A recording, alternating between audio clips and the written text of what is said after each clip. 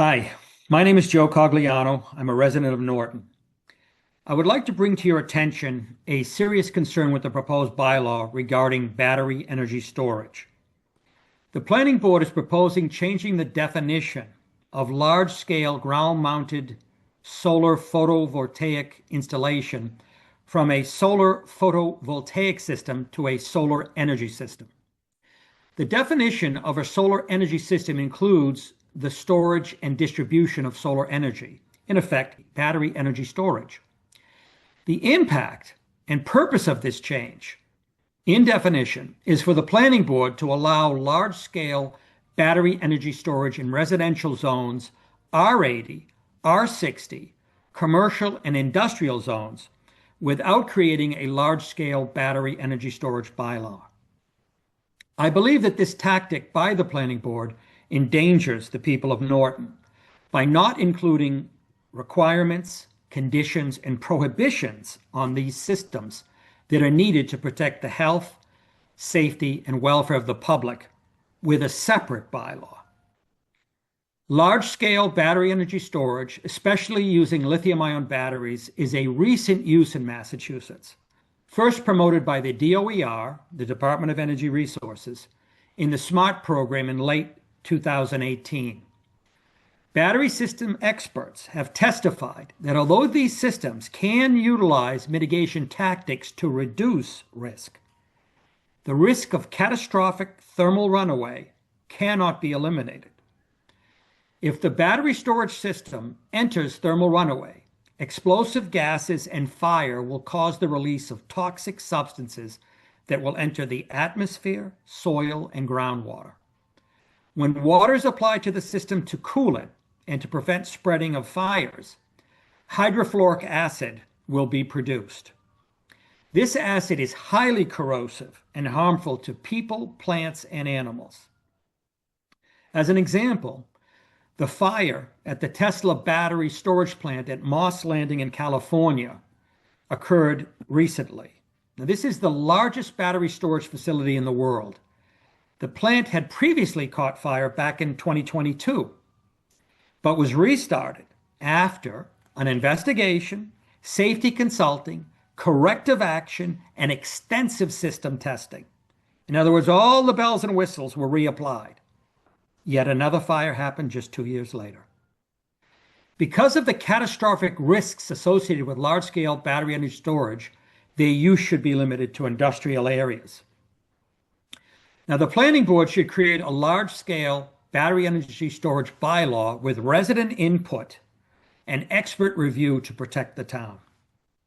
At minimum, large-scale battery energy storage should be prohibited in floodplains, aquifers, well protection zones, ACECs, areas of critical environmental concern, neighborhoods without fire hydrants, food production farms, and high-density evacuation sites, such as schools, nursing homes, and hospitals. These prohibitions are necessary to protect our water, critical areas, food supply, neighborhoods, and areas containing individuals that require higher levels of protection. Now, finally, in the interest of full disclosure, I would like to point out that I was involved in a legal action opposing a solar and battery energy storage facility in the town. This is the reason that I know a lot about these systems. In that case, the land court found that battery energy storage was part of the solar system. I do not agree with that finding, as I believe it was based on the court's desire to provide political support for the state's policy goals, similar to what I believe the Planning Board is proposing here.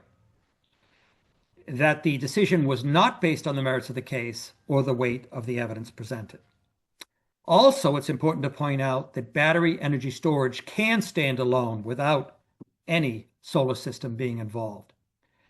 Now, the appeals court in that matter stated that because of limitations involved in the review of the case, that it should not be used to set binding precedent.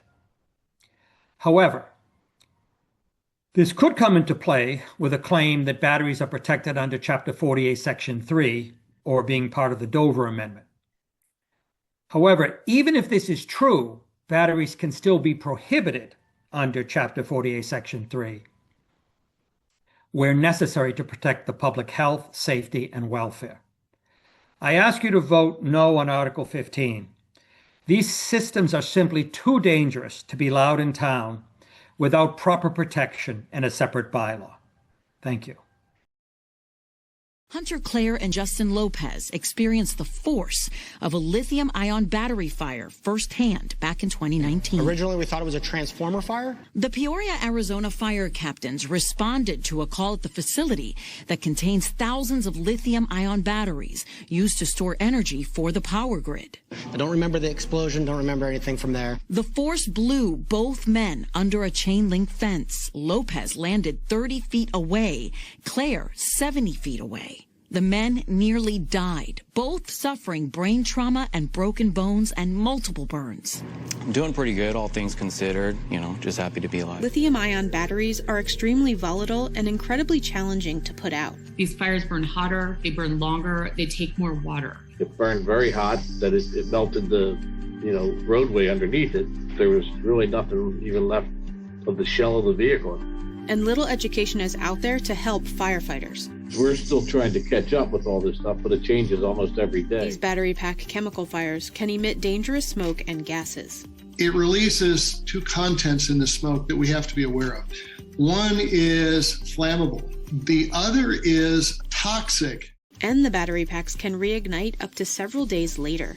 All it takes is for a little bit of metal in that battery to short circuit. Monterey County Emergency Services issued a hazardous materials shelter-in-place advisory and closed Highway 1. This is nothing new. This is a 2021 Tesla Megapack Australian battery fire. Since 2018, research shows there have been 40 large lithium-ion battery fires, not all of them Tesla. Firefighters are battling a fire inside a solar battery storage container in Valley Center. It's been burning for more than 2 hours now.